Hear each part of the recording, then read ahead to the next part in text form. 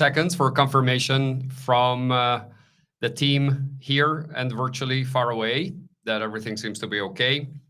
And I think the audio and the video are good. And I'm so happy to be presenting this webinar to you today from our brand new studio, which is a podcast and video studio here in Brussels at AmbiRx. As you can see behind me, we call it AmbiRx Studio.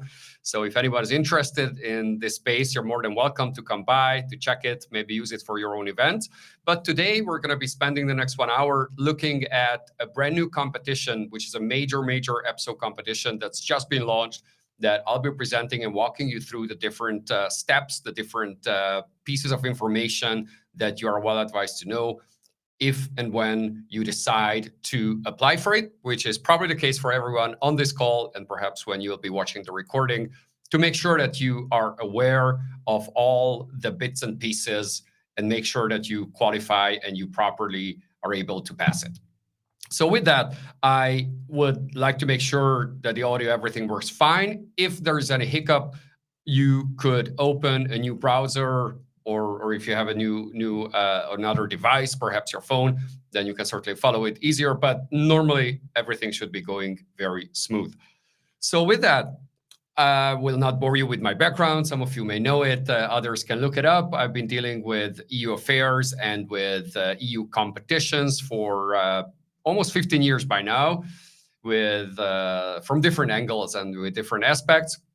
So everything that I tell you will be based on my best understanding, the best knowledge that I can share with you. But there's a major caveat that everything I say now is not the official piece of information. It's not the official knowledge about it, because that's in the notice of competition, and then partly in answers that you may receive from the selection board that is appointed by the European Personal Selection Office, EPSO.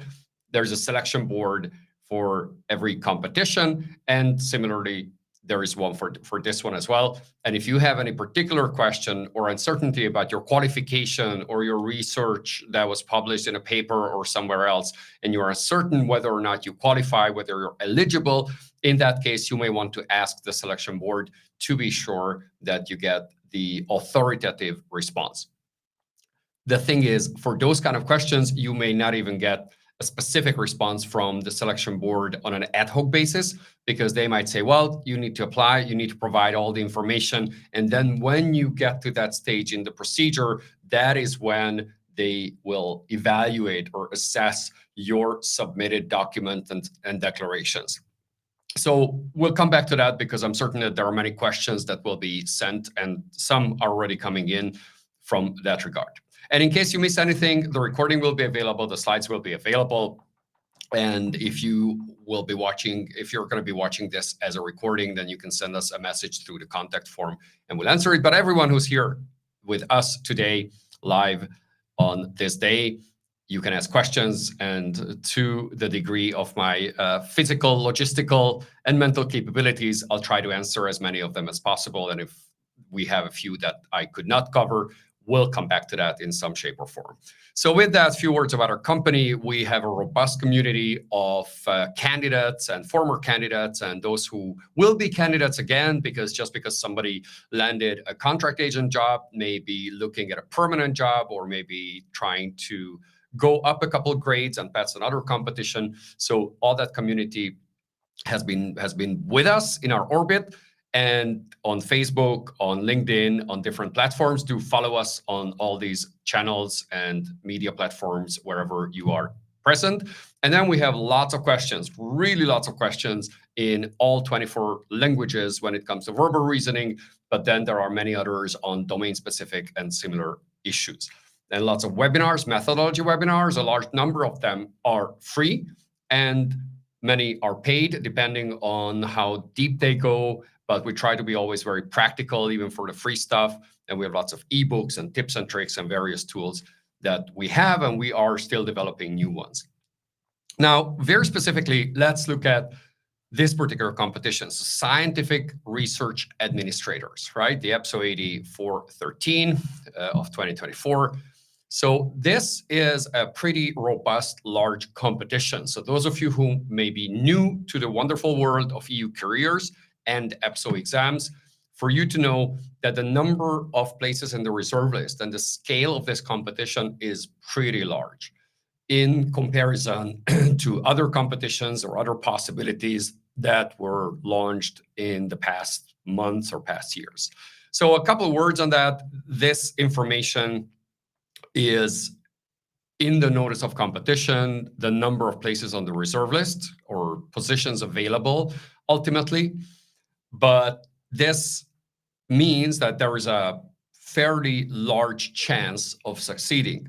Obviously, depending on how many candidates apply from one field or another. And certain fields, perhaps ICT, perhaps AI, perhaps energy, perhaps the behavioral science. So some may be more popular than others.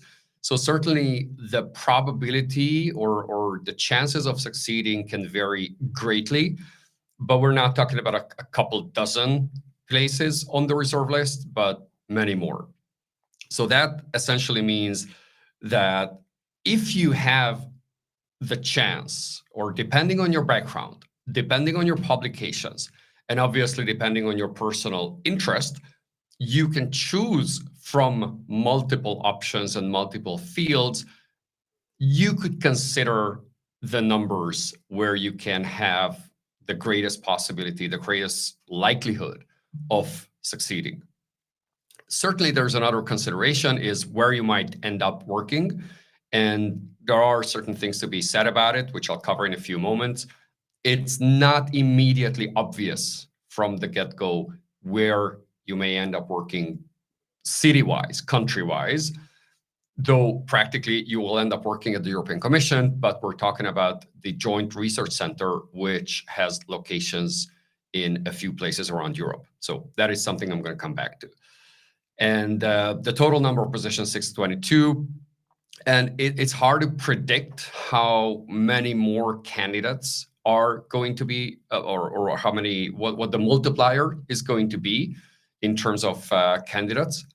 But basically, you need to look at the overall numbers and then the specific field number to determine your choice. Now, this is what I mentioned earlier. Where will you work? And you are going to work at a commission, but which location of the Joint Research Center? Well, there is a presence in Belgium, there's a presence in Germany, there's a presence in Italy, there's a presence in the Netherlands and in Spain. And certainly, depending on the field, you may be more likely to work at one location than another, because you could be dealing with certain parts of science or certain areas which are simply being done in Italy or being done in Seville in Spain. So that there is a certain predictive value there. But again, whether that has a big impact on your choice, or it's rather what is your background, what is your field of expertise, what is your research about, and then making sure that you apply to the right field. So eligibility above all, meaning you need to meet the formal criteria first and foremost, and then you certainly need to pass the different steps in the competition to ensure that you even have any choice in where you may end up working. So do not take that as a primary consideration as to which field you pick. So what will you actually do? Well, you'll be doing research, and given the diversity of the topics that are under the umbrella of this particular competition, well, the actual work may vary quite a bit, because if it's closer to social science or statistical work, but it could be more lab-driven, then the work will be quite different or varied. But there is a description in the Annex 2 of the Notice of Competition where you have quite a few examples from data analysis, from research, evidence-based decision-making, preparation, or research and application in AI, again, heavily computer-driven and screen-driven as to the nature of the work, or social, economic, political science research from all angles. Now, one interesting thing, we didn't put that on the slide, but one interesting thing to bear in mind is, what does the Joint Research Center do? So the JRC is part of the European Commission. So technically, it is the European Commission. But the JRC is a very interesting department or part of the European Commission, because a friend of mine who used to work there would say, well, there is science for policymaking, and then there's the policy of science. And the European Commission basically does both, because Commission allocates funding for third parties, meaning the non-Commission staff or researchers or entities or stakeholders to look at what sort of things should they research, where should their attention go. And there are lots of regulations and different political instruments to influence the science policy. But this is not what we're talking about here. This is an in-house scientific service. So it's input that feeds into the Commission's own work. So these are in-house scientists. That's what you're aiming at, to become those in-house scientists who have freedom and independence to do your work, while feeding that into not just the academic journals, but also into the work of the large machinery that the European Commission is. So having said that, maybe I pause for a second. I take a quick look at the questions that are coming in, and I see that there are quite a few, at least from the corner of my eyes, to the degree I can quickly process it, that many questions related to PhD or which domain and how that refers to the academic sort of publication part. Now, one important thing, and I don't have right now the possibility to really look at each and every unique situation that you're sharing here. That's something we can do in a follow-up and look at that, certainly, because we want to respond to each and every question with more precision. But one general thing is, so in the notice of competition, you see that there's this Annex 3, where they list the way that what journal, what peer-reviewed journal where you need to have at least 2 publications. What are the criteria that make those journals eligible? And then also the field has to be related to the particular domain that you've chosen. So if you are an agronomist, but you have a publication, something about, I don't know, machine learning, I'm not sure that would qualify as such. And again, I'm talking in generalities, and that every situation could be very unique as to the field and the publication, as long as the peer-reviewed journal qualifies as a properly, say, accredited journal based on the criteria in the notice of competition. So again, I don't want to say something that may not be 100% accurate for your particular situation, but that is something we'll try to come back to. And now I'd like to maybe 1 or 2 questions before we talk about the eligibility, the way it's presented, the way it's required from all candidates. So here's one. How often do they run these competitions? Well, not that often, because it's a specialist competition. It's for researchers. And off the top of my head, I don't remember when was such a competition launched last time, but that probably means at least 3-4 years ago, possibly longer. So occasionally they might have more targeted ones, maybe for climate science or climate change research or environmental science research. So here and there could be more targeted ones, but such a large scale, broad competition for researchers is fairly unique. So take this opportunity and make the most out of it. Another question before we move on. Here, I see different situations of what bachelor, PhD you have and work experience. So I'll walk you through the different criteria. But again, in terms of the unique situations, as I said, I won't be able to answer right now at a live event.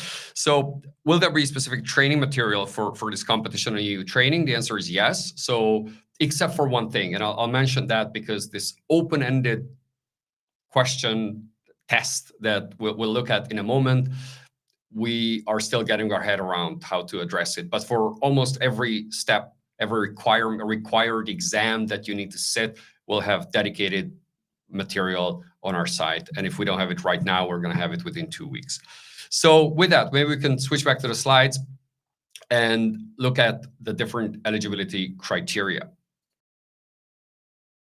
To this, there are some very basic stuff. You need to be an EU citizen. You need to have fulfilled your military service if that is required of you. And I think that's the case in perhaps in Austria. You'll correct me if I'm wrong, but in Greece, Cyprus. Bottom line, as long as it's compulsory in your country, you need to have completed it, or you need to provide some proof of exemptions. And then meet the character requirements. And that is for, especially if there's a security clearance that you may need to undergo, that is not typical. And chances are for most of you, this will not be required. But in case that's the situation, or let's say if you have a criminal record or similar, that might cause problems. But assuming that this is not the case for the vast majority of you. And then there are more specific requirements when it comes to languages and then work experience, which is the trickiest. Language-wise, it's pretty straightforward.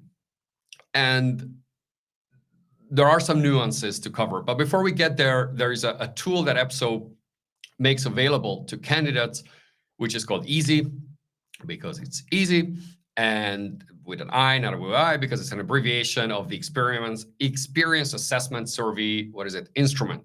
So that's the I in the end, which is essentially a fully sort of free and easily accessible tool to make sure that if you're blatantly, manifestly ineligible for this competition, then you're not going to waste your own time and the European Commission's or the selection board's time by applying, even though you may absolutely not meet one or another essential criterion.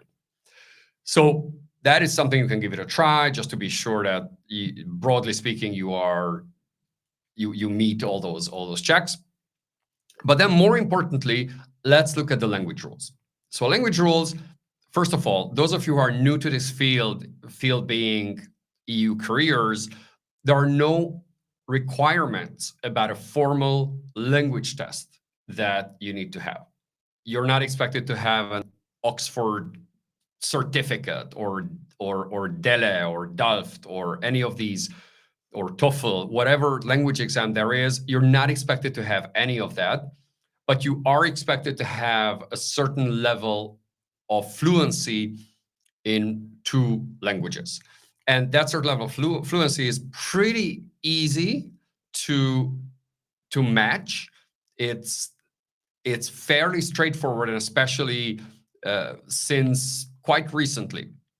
Why? Because it used to be the case that it had to be English and or French or German or Italian or Spanish, or one of the larger languages or the more widely spoken languages.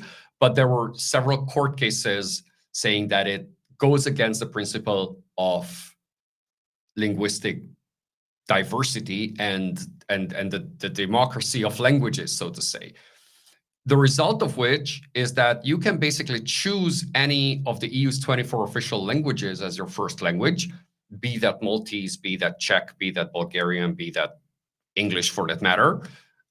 And language number 2 has to be also one of the 24 languages, as long as it's different from language 1. Therefore, you have 23 other choices to pick from.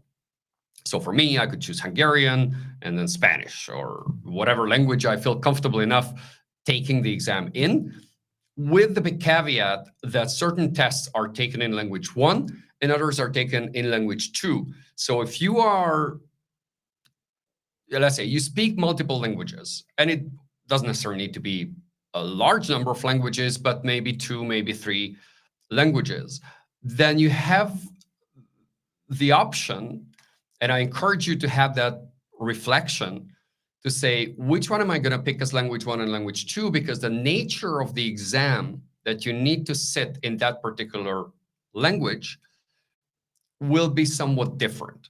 So when it comes to the written test, for example, and I'm going to walk you through the different components. So when it comes to the written test, well, you want to pick a language in which you are very comfortable writing and drafting documents in. Whereas for the abstract verbal numerical reasoning tests, which is more of analyzing, taking information in, and simply picking an option from A, B, C, D, well, that's a different level or a different way of relating to a particular language.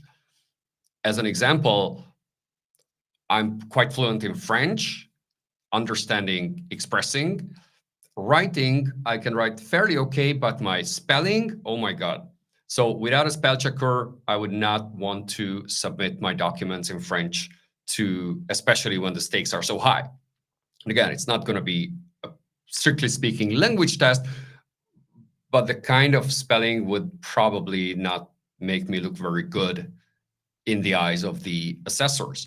So what am I saying here is I would not choose that particular language to draft documents in. I would maybe choose that as language one, but not the one in which I need to write a particular document. So these are considerations that are worth having and reflecting on, especially if you can choose from multiple languages you happen to be speaking. One important aspect is it has to be an EU official language. So if your mother tongue is Russian or your mother tongue is any other language that is not among the 24, and be that Catalan or others, well, you won't be able to pick those. So these are basically the principles that can shape your thinking and your choice.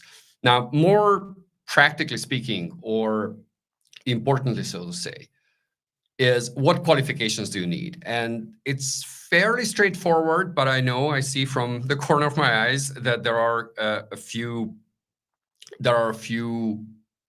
quite a few questions on your particular situation.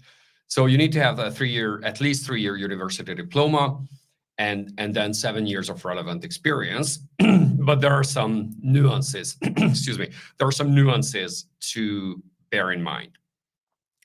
And one of those nuances is that you need to have publication, and at least 2 publication in peer-reviewed scientific publications.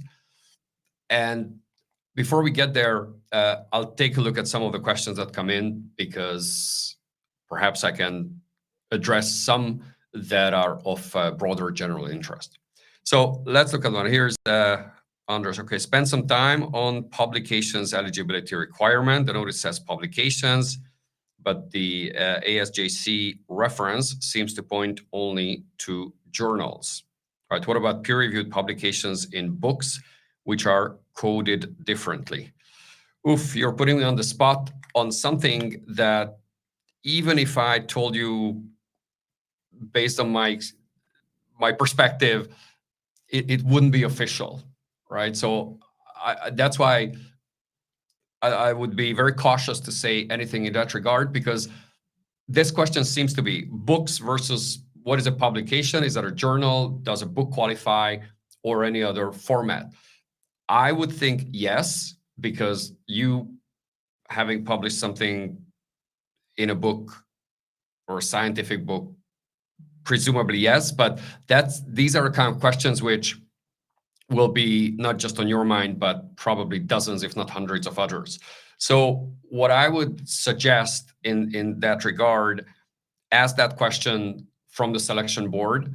And if a sufficient number of you ask the same question, they will need to put out a certain clarification, or at least some guidance, on the page of the notice of or not notice of competition, but where the competition is listed on EPSO's website, because it's a fundamental question, because it affects your eligibility, and to say, okay, this needs to be clarified. And again, I'm very cautious to say, well, yes, well, no, it's not going to be official in any case. So again, that clarification needs to come from the official source, and that's the selection board.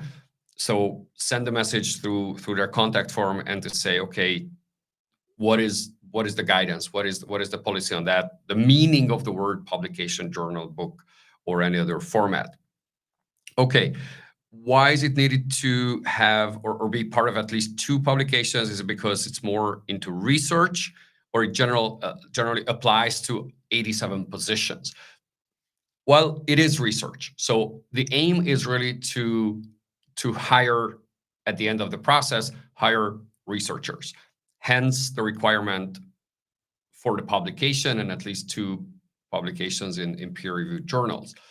Typically, this is never requested in AD7 competitions. So AD7 competition, let's say there's one that's still going on and soon to be concluded for transport experts.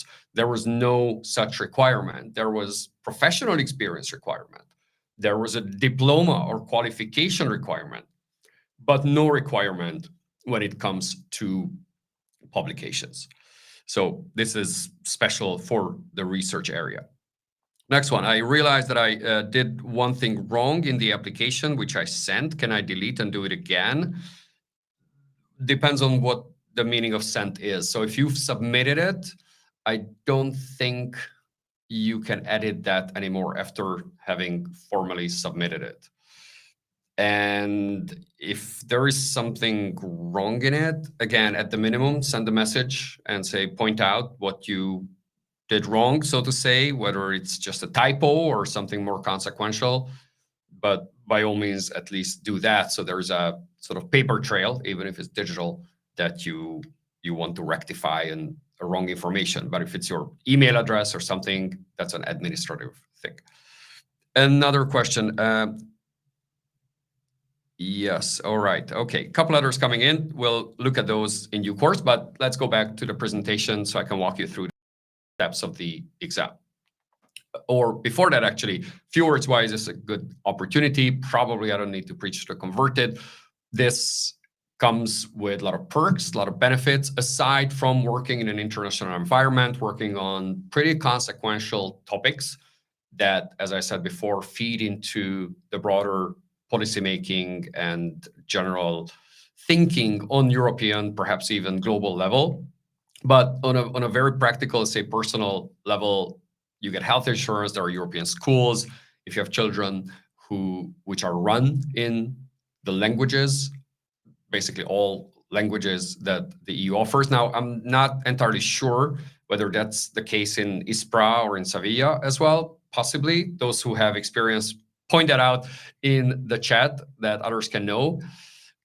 But then the salaries are certainly very attractive. It's an AD7 position. That means the starting level in the EU institutions for administrators is at 85. So this is AD7, which by definition means you need to have at least 6 years of work experience. Now, based on the criteria here, you've seen at least a bachelor plus 7 years of relevant work experience. But again, in administrative terms, when it comes to an AD7 position, you need to have 6 years of work experience. There could be exceptions for lawyer linguists. That's a separate matter. But that means you're not a newbie. You're not starting at this, so to say, the basic level for administrators, but a more senior, more experienced level. And that is reflected also in the salaries. On EU training, on our website, there's an EU salary calculator where you can feed in the different variables of your situation, how many years of work experience you have, your family situation, because that has an impact on the benefits on the salaries. And then you can do calculations, simulations, again, more indicative, but at least you have an idea. Well, we did that for you for Sevilla, and we worked with the assumptions of assumption is AD7 is not an assumption. AD7 is the grade at which you'll be hired. What is a fine-tuning variable? That's the step. A step is a salary step. We said number 2, and that gave a pretty attractive salary, especially where on purchase power parity, that is even more attractive than in more expensive places like Brussels or Luxembourg might be. So that is an indication, so it gives you an idea. Now, looking at the actual exam and the different steps that you need to go through to succeed and be placed on the reserve list. Now, one very important thing, and again, with those in mind who may be less familiar with the way EU competitions work, there's a distinction that is made between selection and recruitment. So we are looking now at selection. So the ultimate goal of the entire exercise, so to say, is to have a reserve list. In the end, if, or rather when, everything goes good, you pass the competition, you're eligible, everything checks out, you will be placed on the reserve list. And unfortunately, that's not the end of the process. Why? Because that's a necessary but insufficient part of the overall procedure, because you still need to be recruited. So EPSO and the selection board, they don't deal with recruitment. They deal with selection. And once you're on the reserve list, that's when the different departments or divisions or whatever unit we're looking at of the Joint Research Center. And again, it's not exclusively the Joint Research Center that can recruit from the reserve list, but primarily.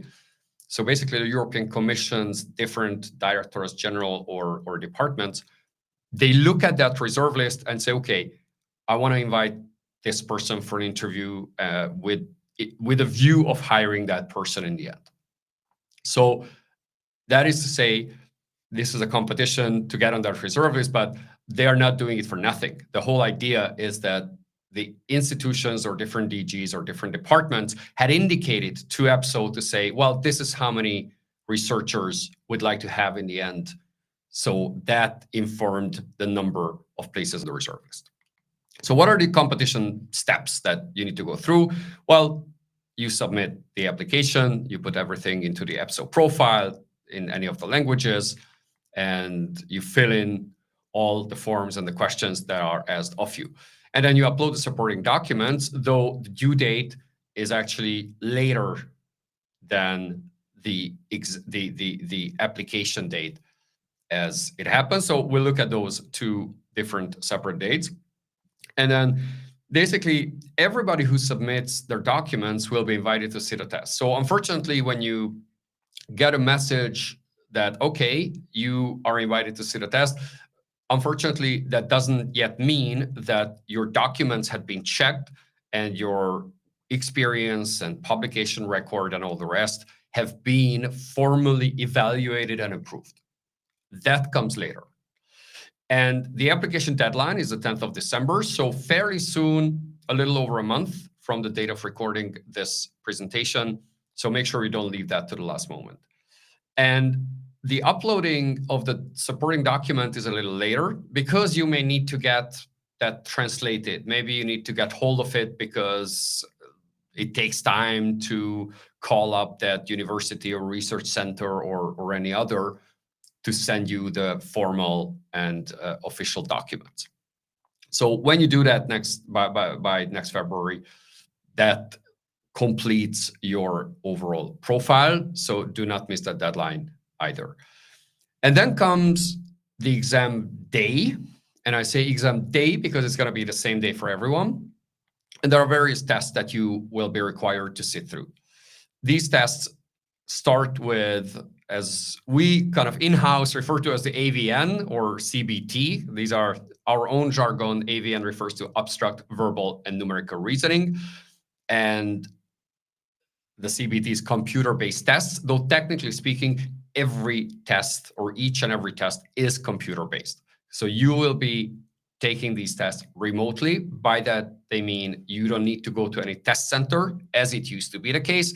Now you go to a place, well, that could be your bedroom and that could be any other place where you have good internet and you have silence, essentially. And more importantly, a computer where you can install the right application. So you have administrator rights to that computer, which is not always the case for office computers, to install the app to be able to take those tests. And as a side note, we here offer some slots and slot bases for that sort of activity. So if you don't have a place to sit exams, then look up the Umbieric Center and then you can book a place for your exam.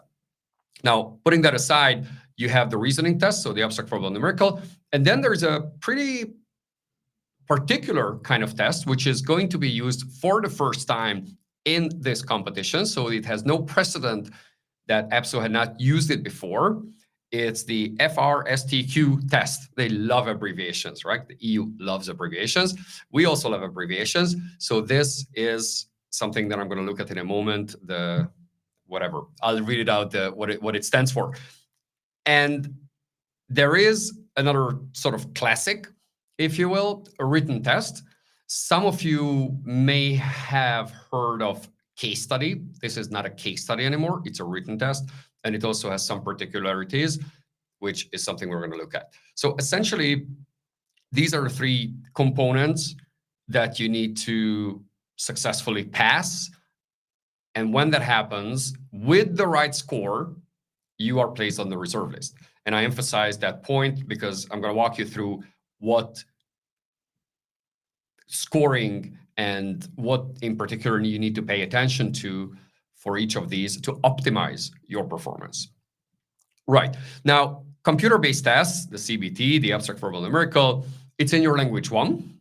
So pointing back to my earlier reference as to your choice of languages, pick one in which you can read fast, you can pick the right answer quickly, and you can process the information quickly. It's only pass or fail. So you need to hit a minimum score. And once you do that, that's great.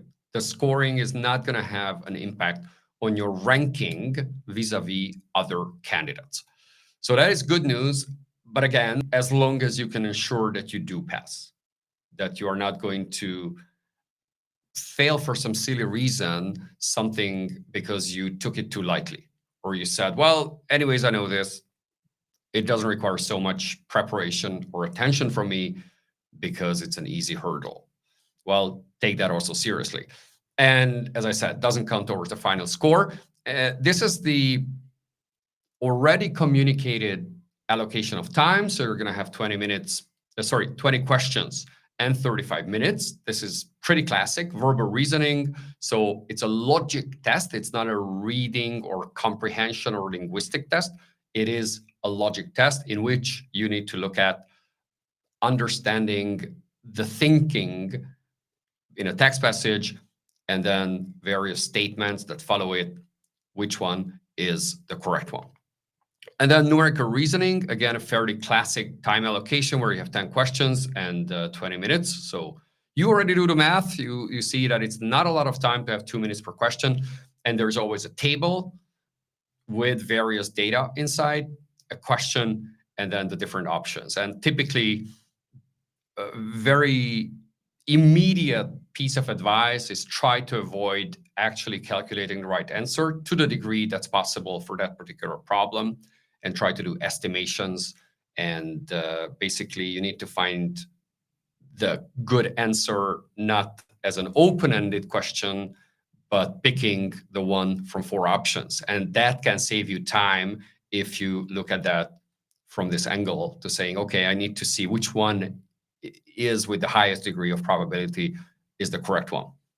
Because otherwise, you may risk running out of time. And then there's the abstract reasoning. And I cynically say everyone's favorite. Typically, this is the one that's most dreaded because you have these shapes and forms and figures which rotate and they take up different sequence or follow a certain sequence, and you need to find the next in the line.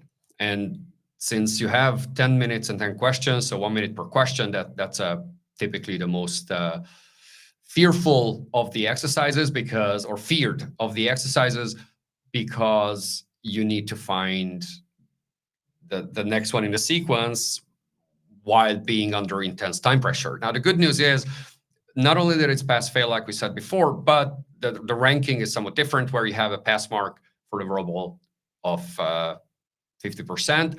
And then the numerical and the abstract are combined. And that's, again, something that EPSO or selection boards often do. So it's combined. And that means you can mess up your entire abstract reasoning as long as you are very, very good with your numerical reasoning. Yet again, you don't want to risk that, but let's say the pressure is somewhat lower where it's a combined score for you to pass. And then there is this beauty, the FRSTQ. I wonder how it's being referred to. Okay, I'll come up with some easier to pronounce method for this, but it's basically field-related short test questionnaire, which is, as I said, a new type of exam. So the way it looks is you have 10 questions, and these are open-ended questions. You're not expected to write a long essay by any means. There will almost certainly be a character limitation or word limitation, maybe 500 characters or 4 or 5 paragraphs, or they will provide that at the exam. But again, it's a short passage will be as an open input field where you need to type in your answer, and these are fully related to the field that you've chosen. So from the 10 fields that you need to pick from, well, this is where they test your field-related knowledge.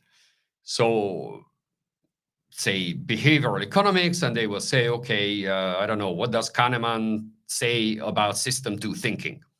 Again, probably it's going to be more complicated than that, but something that is part of the body of knowledge of that particular field. Now, where do you get the background from? So how do you prepare for this? Well, that's a very big question, because that is where you are expected to, well, research or at least identify various maybe textbooks or sources where the topics related to that particular field are contained. And I use on purpose the word textbooks because these are typically not EU documents and typically not reports or the kind of policy stuff, unless your field specifically relates to that, maybe in environmental science or similar. But typically these are university textbooks and the like, because they are asking you questions massively related to the field and not the EU policy or regulations or any other matter. And this is in language too. So hence my comment about you being fluent in, or you can write well, you can draft well in that particular language.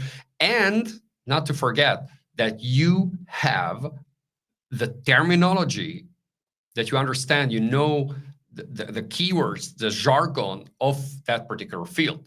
So maybe if you studied in Germany, agrosciences or behavioral economics, to stick with our example, or ICT, well, you are probably well advised to pick German because you probably know the terminology in that particular language. So keep that in mind when making your linguistic choice. Very importantly, this score has a massive impact on your ranking compared to other candidates in that particular field. You are not ranked across the different fields. You pick a field and you basically compete with others in that field. And that score has a big impact. And another layer of that is the written test, where, well, actually there's no pass mark, but it actually doesn't matter because it's a competition. So as long as everybody does awfully bad, the pass mark has no true importance because you are really ranked against the others based on the experts' evaluation of your answers. So the ranking is done based on a score of who will have their written test scored. So there's a certain ranking, and only then will they look at your written test scores. So you must be among the top candidates to have your written test evaluated. But again, importantly, this has no practical implication for the exam day. At the exam day, you basically take all the exams. You do the abstract, verbal, numerical, the field-related short test questionnaire, and the written test.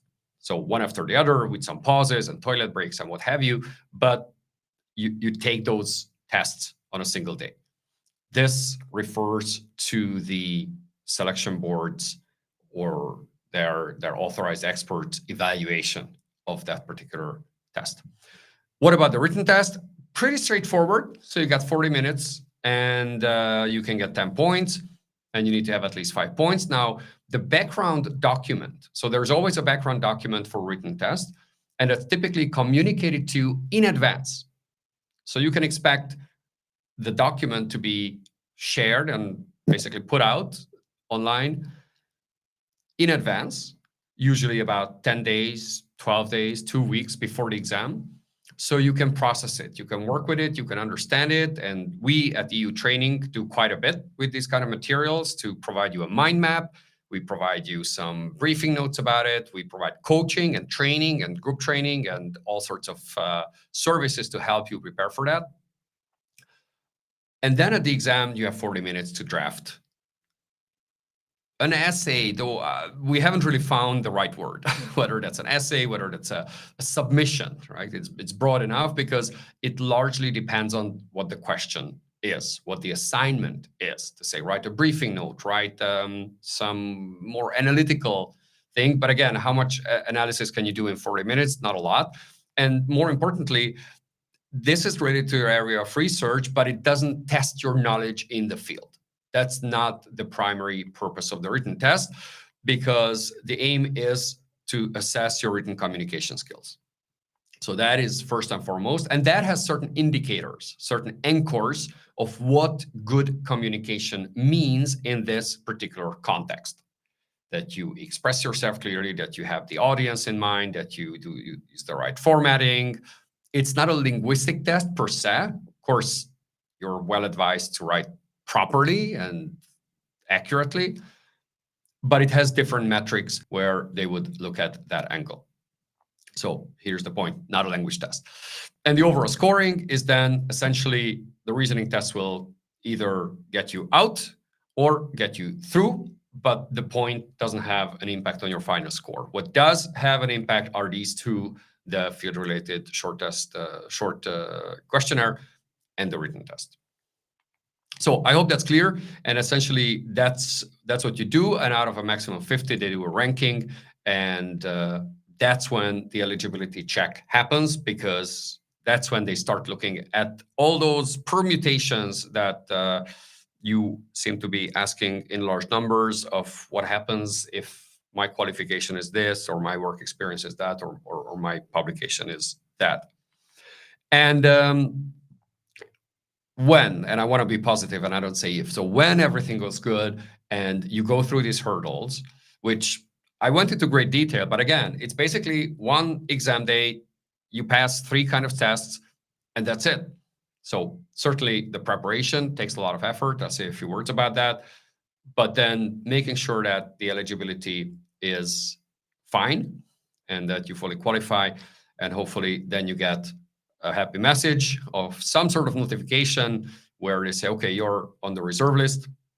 And it's basically the highest number. So depending on your score, they start adding names into the reserve list to the point where of how many places there are, whether it's 63, 75, whatever had been communicated early on. We also covered that at the beginning. And that's it. So you're on the reserve list. It's not ranked. So the reserve list is a single list. It's not like candidate number 1, number 15, 24. No, it's the names are there and you become eligible to be hired, to become an EU official, to be a researcher at the commission, most likely the JRC. So the recruitment services, they have access to it, and there are certain steps you can do it. And there are certain methods and ways. We actually have a webinar on that. It's called How to Get a Job Once You Are on the Reserve List. So there's a webinar I've done some time ago where I share a couple ideas and tips there. So before we look at how to prepare, 1 or 2 questions. I see are 87 reasoning questions more difficult than 85. So a person here asking, what's the level of difficulty in the abstract verbal numerical reasoning? Yes, 87 tends to be a little more difficult. And there's a pool of questions from which the selection board picks, and they indicate the level of difficulty they require. And typically for 87, it's often more challenging or more complex questions for these abstract verbal numerical tests. Another one, is there an estimation when the competition will take place?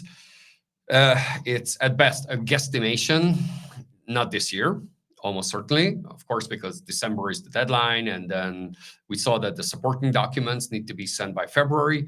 So again, it's purely a guess, nothing more than that at this stage. That end of January, sometime February seems more likely, but it can be delayed by several weeks. So there are many variables, and there's one angle I didn't address now, which so EPSO had a lot of problems running these remote tests. It wasn't actually them, but their contractor, and there were many technical issues, and candidates couldn't properly go through the exam because of technical challenges. So that is being addressed. Situation is better by now, but how they work with their technical provider will certainly have certain impact on the timing of the tests. So my guess is most likely not before the end of January at best. So we'll keep you posted, because we are observing it closely. If we hear something, we see trends, we will make sure to let you know. And then, can this reserve be used by commission agencies? No. And the reason is because agencies barely ever or absolutely do not employ full, how should I put that? They do not employ officials, right? That's the term, officials, EU officials, so fonctionnaires who are permanent officials. And this competition gets you to become a permanent official, permanent meaning, well, open-ended. And EU agencies typically employ temporary agents, which is not to say that there couldn't be a permanent official who is seconded to work at an agency. So that is more of an exception. But agencies are not going to be the ones hiring from this list in 99.9% of the cases. So again, there could be some very special arrangements or exceptions. It's the European Commission, and within that, it's essentially the Joint Research Service that will be the employer. And then, what are the eligibility checks? Why are they done after the tests? The bit of backstory, it's always been a huge question. Should it be done before or after? Well, the reason is just pure bandwidth, because whoever applies, and certainly from a candidate perspective, that would be preferable that you know early on that, hey, if I'm not eligible, why would I go through all of this? But then again, if you have thousands, and in some exams, tens of thousands of candidates, on the administration side, they would say, well, why would we check those tens of thousands of candidates if a large number of them would not pass the various exams? So is this chicken and an egg problem? And they said, okay, well, let's put the candidates through that system. That's why they have this easy tool to be sure, okay, those who are manifestly ineligible should not even apply. But those who think to the best of their abilities and knowledge and the way they present information that they are eligible, well, put them through and then do it in the end. So essentially, it's the bandwidth. Okay, how to prepare? A couple of points. Well, take it seriously. So practice, whether it's 10 to 12 weeks, maybe 3 weeks, super intensive, but rather give it some time. Rather look at it in a way that, Christmas holidays are coming, and kids will be at home if you have kids, and all those variables will play into your ability to focus on the preparation. So come up with a plan, practice for sufficient number of hours a day. This is just an indication, but whatever works for you, but do that in a structured, systematic manner. And learn the test methodology. Good news is I'll be running a webinar. It's a brand new webinar that we are developing right now. I'll be running on the 28th of November on methodology, not just methodology, but the preparation methodology. How do you make sure that you consistently prepare? That you're not just saying, okay, whenever I feel like it, but then there's always some better stuff to do than looking at numerical reasoning tests. Netflix is definitely more interesting than that, but perhaps it doesn't get you as far as passing an exam of this kind. So finding a system that you can apply in your preparation and really staying persistent. And part of that could be not just the simulations, but maybe even getting together with a couple of friends who are also taking this exam. So maybe a study group, maybe some peer-to-peer learning method, and some other way where you get each other motivated and share information. And by the way, that's another thing we're looking at as EU training, because we want to facilitate that sort of approach to create a study group. And we're developing, looking at ways where these groups can be formed more easily. So even with others who maybe technically speaking, your competitors, but why not help each other in a group of 3 or 4 and say, okay, here's a good resource. Here's a good way of a good method that I found that I can crack the abstract reasoning faster. So all of those tools can work. And we have a lot of methodology webinars. Many are free, some are paid, and even personal coaching, where if you feel that that's a challenge, it's difficult, then you can do that. So here's the pitch for that webinar on the 28th. So if that you feel would contribute to your success, then by all means, take a look at that. And I see you on the 28th with 21 tips.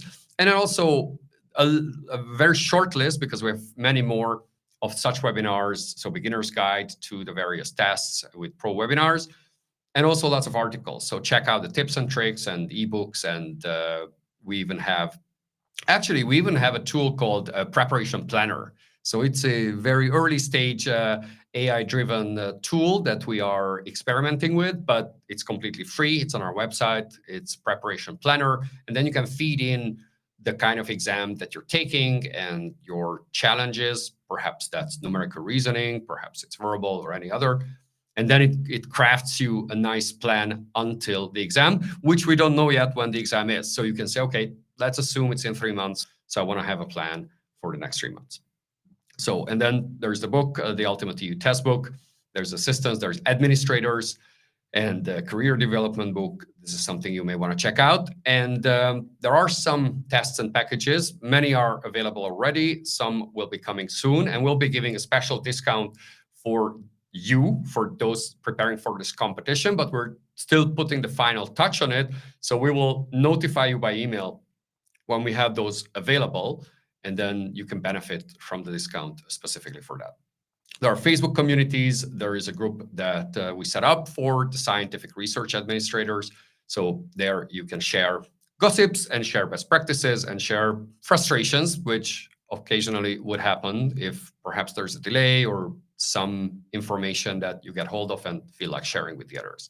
So this is about a discount code, and I'll leave that here while I answer a couple others. So any idea who will be evaluating the field-related short test questionnaire and the written test, and EPSO or external evaluators contracted by EPSO? Well, typically they being the selection board would even comprise of experts for that particular field, or if not, then they would call on EU officials.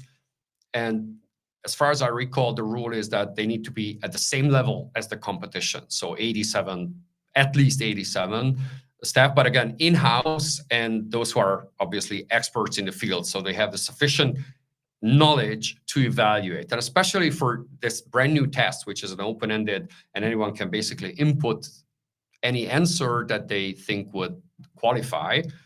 Well, you really need someone with the knowledge to say, okay, this is BS, or this is actually fully accurate, just a different way that it's been formulated. So answer in-house experts that they call upon. One or two other questions regarding the FRSTQ. Is there any chance where the pass mark will be adjusted because of overall poor performance from the majority of the candidates? Well, for that particular one, there's no pass mark. There's pass mark for the written test, but not for this one. So basically, everybody will get points. That's certain. And based on that, in conjunction with the written test, a ranking will be possible. So I don't think any adjustment would make sense in that regard, given the way the scoring has been devised. All right. What about patents? Are they counting as publications? Whew, that's a good question. I don't know, honestly, whether patents would qualify as publications.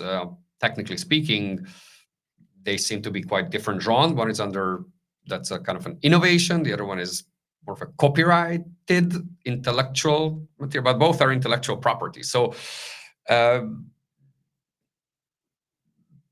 maybe not if I really were pressed to say either or, but as I said before, this is a kind of question that you want to ask. And if this concerns more than one of you, well, they need to put out some guidance on that.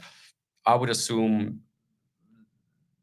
publications are somewhat different drawn, but that's my big disclaimer. I'm not in the position to say, and even if I were, then that's not the authoritative source. That's the selection board and notice of competition. Maybe one or two more before we finish right on time in respect of everyone's lunch break, depending on your time zone though. What would the selected language influence the recommended location? No, that wouldn't, because it's essentially the substance, the topic, and the field that you've chosen. So essentially it's a field, because if it's that kind of field and that's where a specific vacancy arises, well, that's going to determine the location, not whether you put Czech or Lithuanian as your first language. Maybe one or two more before we And for today, so will there be specific training material? Yes, I think I answered that. I'm just jumping a little bit around on what's coming in. Any idea who will be correct? I marked that. And how do you prove your years of work experience? Yes, so I'll pick that as perhaps a final question. And as I said, we'll do our best to go through the unanswered questions and find a way to follow up. The work experience, there are pretty specific indications as how that's calculated, because internships or traineeships may count as long as those were paid. And there are very specific guidance. There's specific guidance on that in the notice of competition. So you can see what is relevant for your particular situation. And you need to demonstrate whether it's the pay slips, whether it's the employer's official papers or any other official documentation that you can produce. Now, if you don't have any of that, that could be a more challenging situation. But again, as maybe if it was some contract must have been there or some written agreement must have been there. So to the degree you can produce it, that would qualify in most cases as a proper justification that the work experience effectively took place, and then the from to date of how long it lasted. Well, this lasted 1 hour and 1 minute. So with a huge thanks to David, who helped produce it, and Rita and Jofi and everyone else. Thank you, everyone, for our first ever broadcast from the Ambiorix studio at Ambiorix Center in Brussels. And I hope this was helpful. I hope this was useful. If you have follow-up questions, do let us know. Send us through the EU training feed or in EU training contact form. And if you're interested in looking around here, you're more than welcome, or just to say hi in person, then there's an ambiorixcenter.eu website. You can just click there and book a time with no commitment and with good coffee. So with that, thank you for being here. Wishing you lots of success and good luck for this competition. It's a great opportunity, really very, very interesting opportunity for anyone in research, and not only doing it with very good infrastructure, so to say, and international environment, but also it makes a difference. So that's a good thing. Make the most out of it, and wish you good luck. Thank you for being here.